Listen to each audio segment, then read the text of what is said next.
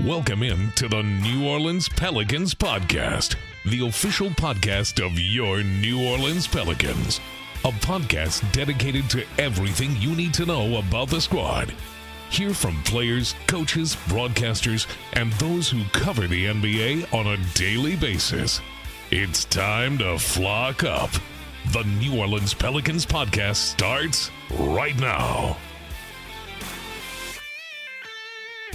Hello, everyone, and welcome to the New Orleans Pelicans Podcast. It is a brand new week as your New Orleans Pelicans are back home for not one, not two, not three. 6 games is awesome. 6-game homestand, and it will be a season-defining when all of these games matter. The Pels go 3-1 on their latest road trip, including a victory yesterday in Detroit. This is what it sounded like on the Pelicans Radio Network. Jose for 3, answers. Nice job, Alvarado. Another 3, Murphy. Got it. Heat up, Kenneth. Right away. Kenneth the third making the most of his starting. Flip it, deflected, and stolen by Najee. Oh, nice pass. Up the floor, Jose. Layup good. Zion trying to get on the board. Spins left, floats it up. Got the roll, and he is on the board. They leave him alone. Butler spins right, spins left. Oh, Herb leans nice. in, and Herb nice. stuffs the shot. It's a shot clock violation. Not on Herbert. Chested up the floor, Najee Marshall, and he dunked it with a left hand. Wasn't quite a clean dunk, but we'll take it. Look at Herb flexing. Jose, 2-man game with Jonas, drives in, running right hand floater is good for Alvarado. Teardropping from Jose. Jose, whipping left corner Murphy, extra pass CJ, left wing 3. That's Perfect. great ball movement. Perfect. That is great ball movement. Jose, right corner 3. Flash. Rinsed. Look at our bench. Jose. He can shoot it. 111-88 was the final in Miami. Back up top, Williamson, swing it to McCollum. He'll go right baseline, spin left, fall away 10-footer. Good. Bucket getter, getting buckets early. Najee, the uncontested rebound. Outlet to Alvarado. Alley-oop Zion! Two-hand thunder in Detroit. That is a beautiful pass from Jose Alvarado. It was perfect, and Zion finished 8-0 run. Pels are up 25-10. Turnover number 5. Sasser up the floor. Lost it. There's Herb Jones, another steal. Not on Herb. Up the floor, Hawkins. Get it left corner, Najee. Sets his feet for 3. Good. Heat check, Naj. Zion left free throw line extended. He has it. Cross court over to Herb. Right angle 3. Nothing but net for Herb Jones. McCollum, bounce feed to Z. Kick it to Herb off the curl. Left wing 3. Buried. Herbert K. Jones. Zion drives on Fournier, gets bumped, throws it up, got the roll with a left hand, flex that left bicep, Z. He shall. Kick it out to Najee, right of the top 3. Splash for Naj. His 4th made 3 of the ball game. And that ties his season high. It's the 5th time he's done it this year. Back and forth dribble, kick it to Z, left angle, back up top McCollum, pop a straightaway 3, got another one. Monty Williams takes the timeout. That might be the dagger. 114-101 was the victory for the Pels. Here's head coach Willie Green. I like that we were really sound defensively. We forced them into some tough shots. These games can be tough sometimes. Last game of a road trip, they have guys out, but I like the fact that our group, we did what we needed to do on their home floor and took care of business. Zion Williamson led the team with 36 points. His thoughts on the victory. We executed when we needed to. Whenever they went on runs, we countered it with a run right back. Pels don't get that win without CJ McCollum continuing to play well. 5 threes for him as he finished with 23 points. Zion on CJ McCollum. Scoring. And I think that's just naturally like who he is. But CJ's such a great teammate and a great leader that, when the team asks him, when coaches ask him to facilitate, he'll do that. But I want to CJ like, hey, man, cut that out. I need you to score. So, he's been doing it. So as I mentioned, a 6-game homestand begins tomorrow night against the Oklahoma City Thunder. Head coach Willie Green on the expectation level for that. First is to get back home, get a little rest, and then get ready to go. We want to take care of home court. That's the biggest thing for us is focus on one game at a time. focus on one opponent, and let's try to attack it from that perspective. And as for Zion, how is he feeling heading into the 6-game homestand? I feel great, and I'm having fun. And in terms of stacking my days, it's just doing all the little things: recovery, extra recovery, conditioning, and extra conditioning. And then when we're in practice, just bringing a high intensity so that my body can be used to that. All right, Tom, now to bring in Jim Eichenhofer, NewOrleansPelicans.com. Sir, it was so nice yesterday being out and about, seeing fans here as well. Friday was out and about. We were at Wrong Iron. It was so much fun just to see, but more importantly, get those wins. You wanted to get that split in Florida, didn't get the win in Orlando, but this team bounced back. That was a tough back-to-back win for them to go through and do that. What impressed you the most about that win at Miami? Just I think the grittiness, the toughness, the intensity. I wasn't surprised to see any of those, though, based on you could tell how much motivation that players like Jose Alvarado and Najee Marshall had going into the game, specifically against the Heat. And obviously, there's a good reason for that. They both were suspended from the altercation that happened last month in the Smoothie King Center against Miami. So they brought what they always bring to the court, but I mean, they may have even taken it to a different level in that game. So yeah, that was a great win. The fact that the Pelicans went 3-1 on the road trip, I think we kind of looked at that as maybe kind of the goal. You know, obviously you want to try to win all four, but if you're gonna win three, I think the fact that they split the Florida road trip and they got the Miami game but not the Orlando game, I think I preferred it that way based on all of the circumstances that went into the Miami head-to-head. No doubt. And I think one of the things, Jim, you look at too is you just mentioned those two players, and it's crazy to think that we will look back at the 3-1 road trip. We look back at where this team is still currently in fifth, same as when they left, which we'll get into the importance here as well. But you're right. Maybe do we start the success on that road trip based on the bench? Not Zion, not CJ, not Trey filling in for Brandon after he goes down with an injury, which, again, that started the beginning of this road trip here as well. But it's crazy when you think about it, isn't it? Yeah, I mean, I think especially the weekend, the two wins they got on the weekend, considering that on Thursday was the game against Orlando where Brandon Ingram got injured. So all of a sudden you're in a situation where one of your best players is sidelined. You know you're not going to have him for at least the next couple weeks. So the bench was so huge in the wins against Miami and Detroit. I thought, too, that, and Willie Green addressed this a little bit after Friday's game against Miami, they were a little tentative in the first few minutes of that game. The first quarter, I forget what it was, but it was something like, 6-4 after 5-6 minutes of that game played. Or actually, the Heat were up by, I think, a few buckets in the beginning. It just seemed like the Pelicans were kind of feeling their way through, like, okay, we don't have Brandon Ingram now, so how do we work this? Right. But after the sluggish start that they got off to in that game, Jose and Najee came in and just immediately gave them an energy boost. Larry Nance was big as well. I noted Friday, too, that Willie Green only used 8 guys, so it was really those 3 off the bench in his rotation. But, I mean, it's been the case all season. I know C.J. McCollum, after Sunday's game on Postgame Radio, also said, I think we have the best bench in the NBA, and I think that continues to be proven over time that when the starters get off to a slow start, those guys come in and change the game in New Orleans' favor.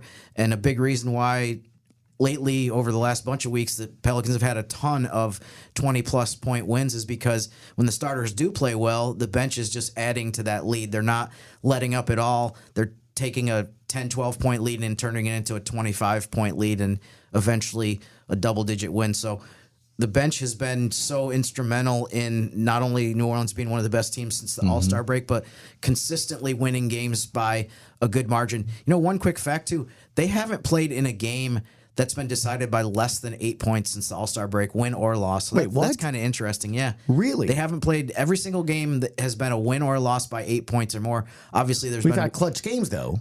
There's been times where at some segment in the last 5 minutes it got under 5 points, so that counted as a clutch game. But in terms of the final score, they haven't had any game decided by 8 points or less than 8 points. Since the All-Star break. So before the All-Star break was the last time there was a game decided by less than 8 points. That's I believe incredible. I believe I'd have to double check this, but I'm pretty sure I was looking up this yesterday, and I'm pretty sure that the San Antonio game where Zion Williamson had the game-winning basket, that was early February.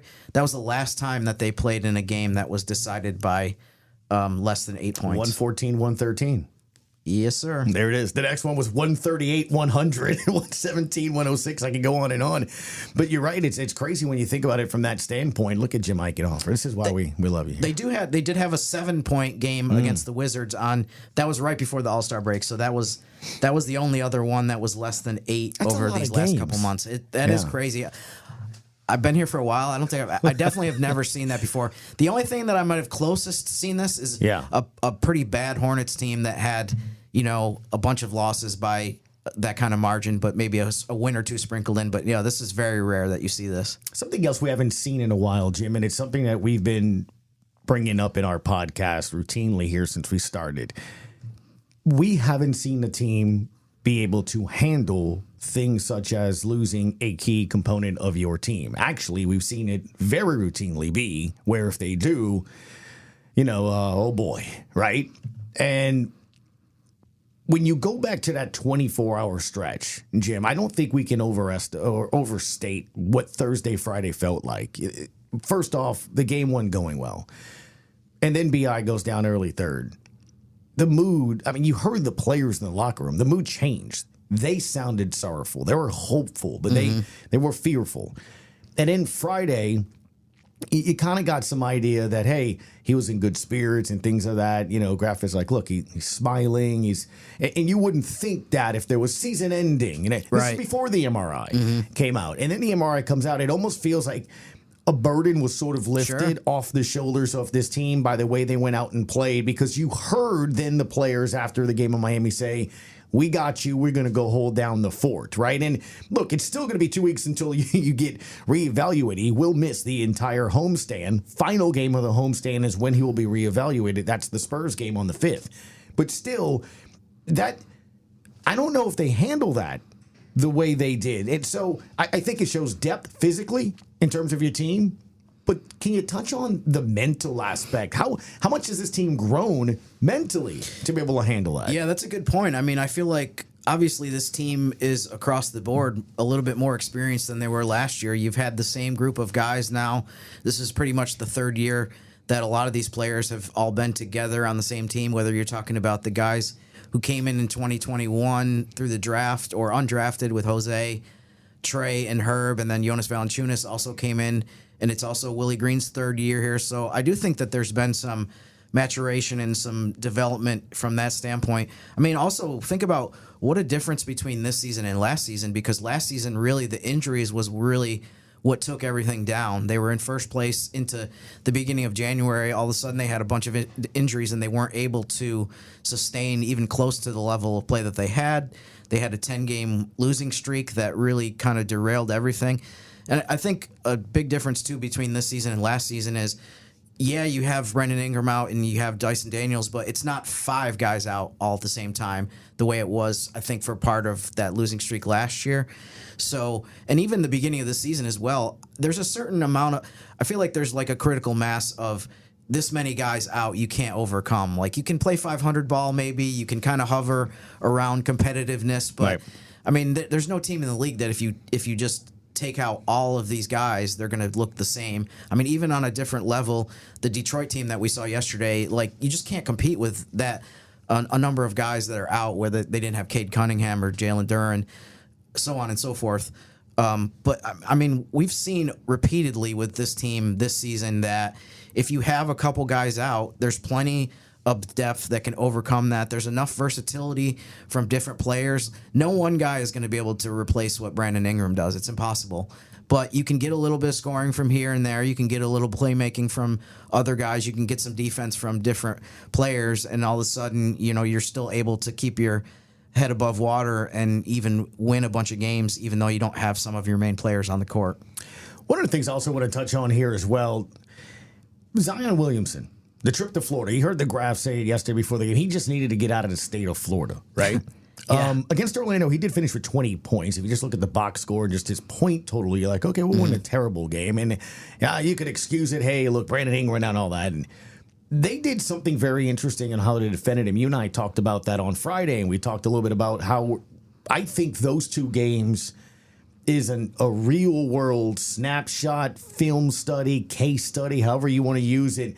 that this staff is now going to be able to prep for, get ready for. And then you look at these 3 games here. You got, OKC, Boston, and Milwaukee that are very good there at the top. Good coaches as well.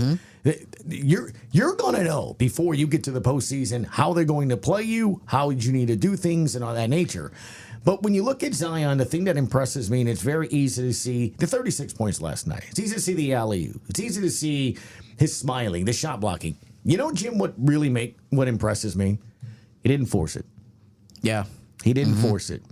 He didn't play good against Orlando. He had 8 turnovers. Now, BI goes out, you're handling the ball more, so I can understand that. Really good defensive team. 5 turnovers against the Heat. Same thing, yep, good defensive team. 4 points. 4 points. He didn't play the fourth quarter. Willie Green said after the game, the guys we had in were working. And they won, and they were winning, and they were doing well in the fourth quarter. I don't know many NBA stars, superstars, names that have the kind of game that they did, don't play the fourth quarter, and on Instagram or something on, by the time the game comes on, or making Sunday. a comment to the reporters afterwards. And even yesterday, I didn't feel like he forced it, right? There were layups, they were there, he called for it, he still did his stuff, part of the unit in the team, and afterwards, like, man, CJ had it going. It wasn't even about himself. I just don't know in a 3-game stretch how many guys that would lead SportsCenter with the highlight have that game of stretch. Pels win 2 of those 3. And you honestly would know it by his demeanor. Do you understand what I'm getting at? I think that shows a ton of maturity, man. For sure. It's interesting, too, because you always hear players say, the only thing I care about is winning. And you kind of say, like, for a lot of guys, they say that, but really what they mean is, I only care about winning as long as I get my numbers and I get my credit and I achieve the status individually that I deserve and think that I should be getting. But I think he's so repeatedly over and over again lately said, the only thing I care about is winning. That, I mean, you have no choice but to believe it just based on the way that he's played. And like you said, he was totally fine sitting the fourth quarter of the Miami game. I posted a picture, tweeted a picture of him and Brandon Ingram kind of smiling and looking out to the court during the fourth quarter of that game, just kicking back and relaxing. I think they enjoyed the heck out of watching what Jose and Najee did in that game, as well as some of the other role players. For them to be able to secure that win and for those 2 guys to be able to just chill on the sideline and kick back, I mean, I think that was a lot of fun for them, even if Zion didn't have great stats in that game. Yeah, there it is. I like that a lot. So you kind of get something out of that. Something else I want to touch on, too.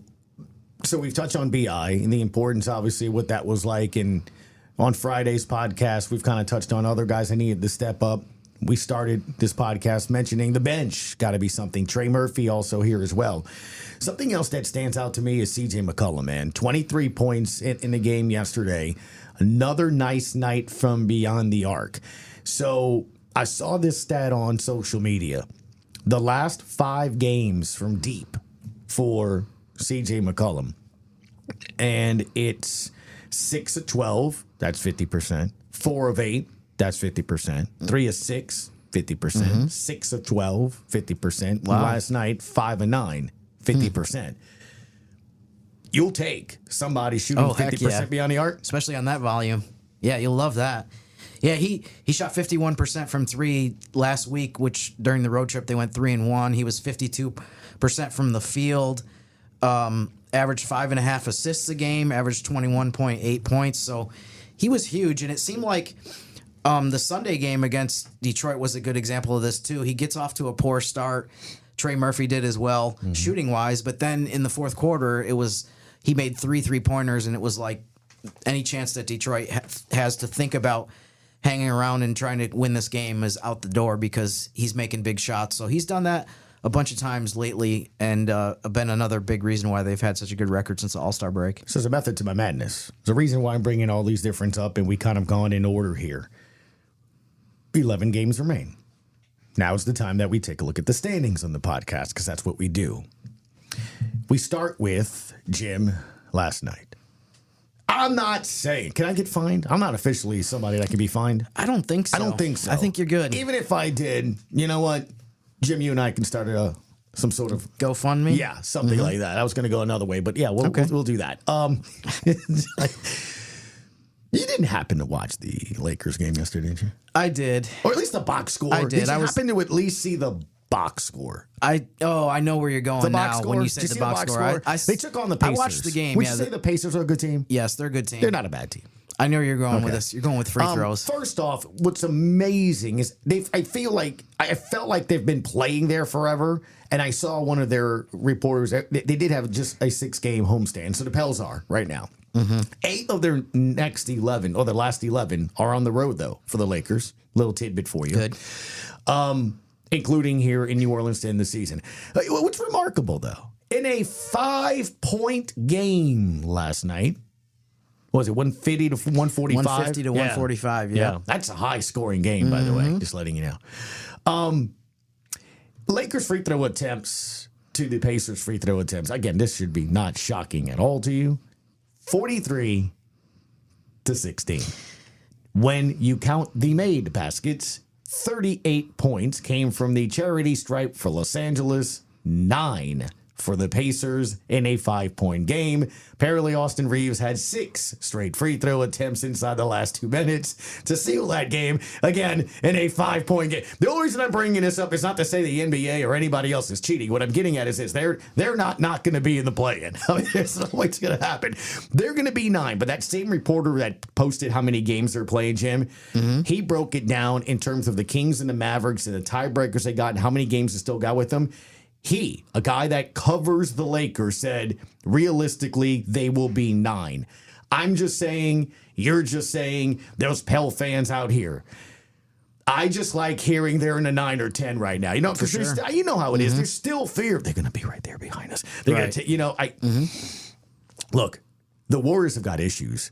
They got a game lead on the Rockets. Incredible. It may not be the Lakers and Warriors. It may be the Lakers and Rockets. You don't think Dylan Brooks versus LeBron in that play-in is going to be interesting. That's funny. I didn't even think about that. Yeah. So, but again, this is what we do every podcast from here on out. Let's just start from the bottom up. What is the game separation with 11 to go? Pelicans to 10. The very last.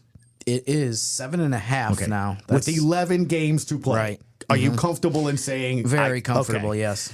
At 9, the Lakers are 5. Okay. 5 games, yep. Pretty comfortable. Pretty comfortable, okay, yep. That's what I'm saying. The Lakers guys comfortable in saying it's going to be the 9th seed. Yep. But I'm just saying, Pels fans hear that. The reason I bring that up and I'm pausing there is because we just went through, you lost BI in a stretch. You had a back-to-back against a really good team. You had 2 guys off the bench bounce back. Zion couldn't have played worse in a stretch in the state of Florida. 8 turnovers one night, 5 another, and then he drops 36. Gus, it's the Pistons, not the... I understand that, but you got the win. You went 3-1. My point is, for the Pels to drop to 9 or 10, Jim, they're going to have to do something I haven't seen this season, right? Would you agree with me on that point?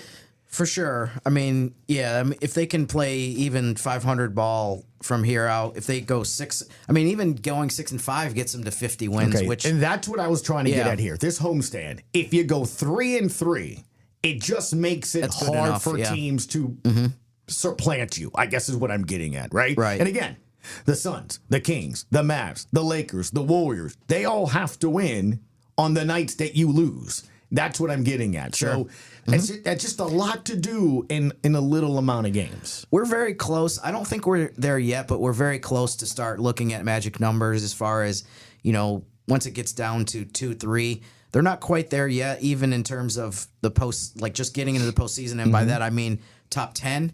But I do think maybe on Wednesday's show or Friday's show, we will be at that point where we can start saying, like, okay, they win 1 more game and they're in the top 10. They win 3 more games and they're in the top 8. It's getting there. We're getting close. So you look at the Mavericks and the Kings, and look, it's crazy depending on what night it is, and I watch a game, they're all playing really well. Look, the Mavericks 8.5 back, Kings 8.5 back, that's 8-7. At 6 of the Suns at 8 back, your Pels are 2. So, again, it's still that 4-team race, I think, for 5 and 6 and all of that. That's why, to me, again, just looking ahead at this homestand, Jim, I know you like to do this in our radio roundtable, so how about I throw this at your way? Of the 6 games, What is the absolute most crucial game you have got to win? To me, it's Phoenix. Yeah, it's definitely Phoenix. I mean, based on the fact that you're 2 games ahead of them right now, the tiebreaker is still up in the air because Phoenix is up 1-0 in the season series. So, I mean, the fact that you're playing, you still have 2 more games against them, but one of them is home. I think that makes it even more important. The fact that you still have to play them in Phoenix after this game on April 1st. So, yeah, I think that's a no doubter that you go with Phoenix is the most important game of the 6 on this homestand. How big would it be to start tomorrow night, the homestand, with the win against a team right now tied for first? Yeah, I think that would be huge as well. That would be a great. I'm sorry, they're a half game back. Sorry, yeah, half game behind Denver. Yep. Yeah, I mean, to set the tone for the homestand. I mean, think about this too.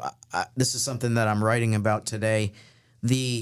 Over this week, which is OKC, Milwaukee, Boston, you're playing against the team that OKC has the 3rd best record in the league.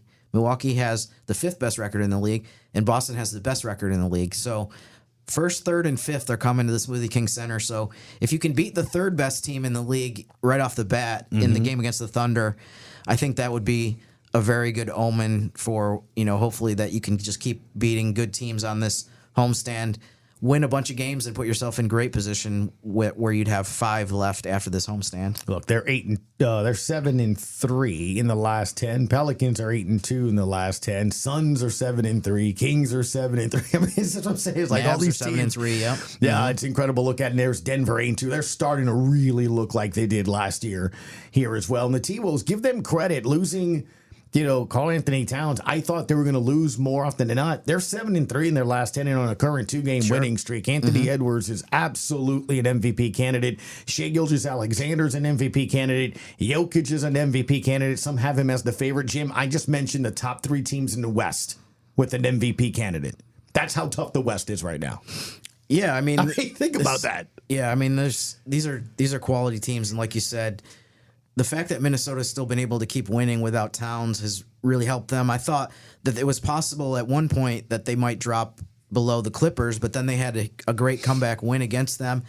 And instead of losing ground to the Clippers over this last stretch, they've gained games on them, and they're still in the race for first in the Western Conference. They're only a game behind Denver. So, I mean, they still could pull that off as well. I'm really interested to watch, too, how this plays out between Denver, OKC, Minnesota, those 3 teams only separated by a game, to see where they fall, because obviously that's going to affect a ton in terms of the matchups in the first round of the playoffs. 1 and 2 are going to play teams that come out of the play-in tournament. The 3 seed is going to play 6. So it's really interesting right now. There's just so many things at stake and so many things on the line over these last 3 weeks of the regular season. It's crazy when you look at it. Well, again, we got a lot to get into as the games continue. It is the final 11-game stretch, and if you're a Pels fan, I'm just telling you, the blender's going to be bumping these next 6 games. It's going to be awesome. Again, I would love for that Laker game to not really matter. I'd love that Warriors game to not matter, the Kings game, but we don't know. Got to take every game at a... You do. You legit have to take every game 1 game at a time. You do. Sure. Yeah, I mean, some of these teams, it's interesting, too, because on this homestand, I feel like everyone other than the Spurs has a ton to play for. I mean, the Spurs are out of the race. Right. They're one of the few teams across the whole NBA that has been eliminated from postseason contention completely.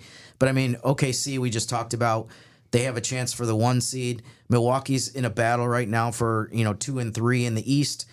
Boston actually is, this is interesting, too, we should mention.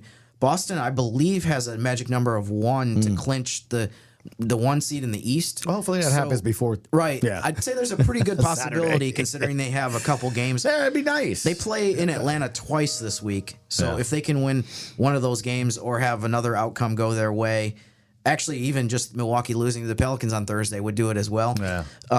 So and then the Suns, huge race that we talked about. Orlando has a chance for home court advantage in the East. And so you're talking, this is actually, to me, I'm writing about this a little bit as well today. It'll probably be posted by the time this podcast is out.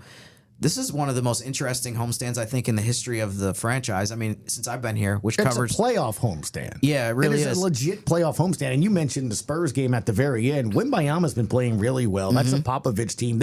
They're looking at those games as, hey, you're playing a playoff caliber team. This is a learning experience. This is how good you can sort of be. What do we need against this team? Look, they're not looking at it as let's just get this season over with. Not with that guy and not with that coach. So you're right. There are no gimmies at all, I think, on this homestand. I mean, the Spurs are still at the point where they're just trying to make progress. They know, obviously, they can't make the postseason. Sure. But they are making incremental strides, I think, lately. They're winning more games. They're looking more like a team that you have to be worried about when you play them, as opposed to earlier in the season where it was like they were constantly losing games by 25, 30 points. So, yeah, this is I think it's a little unprecedented that you have a 6-game homestand, which is tied for the longest of the season. You're playing 3 of the 5 best teams in the league. You're playing the 2 number 1 picks from the last 2 years between Banchero and Wembanyama. And then you have Phoenix in between with Durant, Booker, and Beal. So I'm expecting this to be so much fun, and I'm expecting the Smoothie King Center to be maybe not in playoff mode, but we're kind of dipping our toes a little bit in playoff mode over these next couple weeks, Gus. I can't wait. It's going to be fun for sure. That's Jim Eichenhofer, Pelicans.com. Quick break. When we come back, it is Monday, which means it's going to be the player of the week and the player to watch. I love that. So we'll do that when we come right back. I would like to start our week with a player to keep an eye on here. Yes, the player to watch this week for the Pelicans is going to be Mr. Zion Williamson. And part of why I picked him, beyond the obvious of, I feel like he's not only a player to watch for the Pelicans, but just around the league, everyone is kind of starting to tune in and say, man, this guy is looking like Duke Zion. How much fun is this going to be? You know, he had a couple bumps in the road this past week that we talked about in the games in Florida, but now that he's out of the Sunshine State, this week the Pelicans are playing OKC, Milwaukee, and Boston. You know, I'm not sure how much of these are going to be individual matchups where he's facing these guys one-on-one and defending them, but just interested to see Zion and Chet Holmgren on the same court, I think for only the second time this season. Zion versus Giannis has been one of the most fun matchups when those two guys have both played. I feel like, I'm not sure about this season, I think Thursday's game is on NBA TV, but either TNT or NBA TV have picked up a lot of Pelicans-Bucks games over the last few years because of the Zion-Giannis matchup. And then Saturday, obviously, Zion going against, Porzingis, Jason Tatum, Jaylen Brown, and the star players that Boston has. So just a really fun group of opponents for Zion, and some interested to see how some of these teams defend against Zion. Another thing, too, you mentioned this earlier when you were talking about the way that some of these teams defended Zion last week. How about this, Gus? Orlando is 3rd in the NBA in defensive efficiency. Miami's 8th. Detroit, we're not going to talk about that. They're lower towards the end of the league, but we saw how Zion did against them. But this week coming up, Boston is 2nd in the league in defensive efficiency. Oklahoma City is 5th. Milwaukee's a ways down, down the rankings.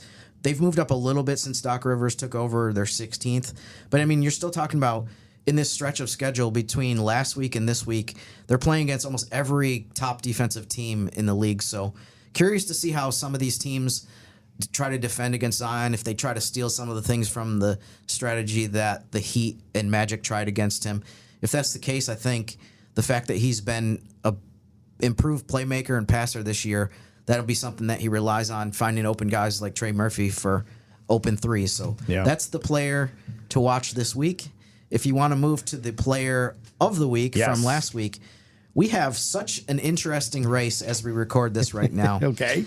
The 4 candidates that I put out there from the 3-1 week of beating the Nets, Heat, and Pistons with a loss to the Magic were Herb Jones, averaged 1.3 steals, Najee Marshall plus 28 plus minus, CJ McCollum shot 51% on threes, and Zion averaged 22 points a game. Now, we have a exact tie right now as we record this with Najee and CJ both have 32% of the votes.